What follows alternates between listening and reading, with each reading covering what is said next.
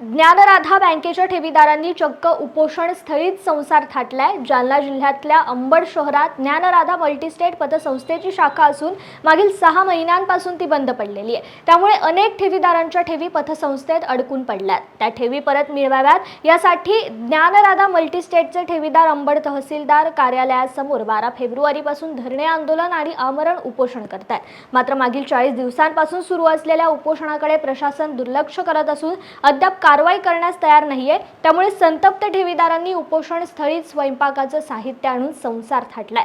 दरम्यान ज्ञानराधा बँकेचे सुरेश कुटे यांनी ठेवीदारांना रस्त्यावर आणलं असून ठेवीदारांना तातडीने न्याय द्यावा अशी मागणी ज्ञानराधा बँकेच्या ठेवीदारांनी केली आहे। नमस्कार, मी भगवान रेगुडे, ठेवीदार।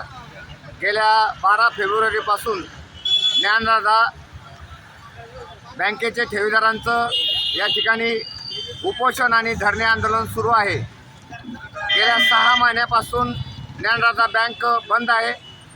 अनेक कष्टकरी, शेतकरी, सर्वसाधारण लोकांनी या बँकेमध्ये ठेवी ठेवलेले आहे आणि त्यांना त्यांचा हक्काचा, घामाचा पैसा आज 40 दिवस झालेले, पण शासन प्रशासन कसल्या प्रकारची कारवाई करणार तयार नाही।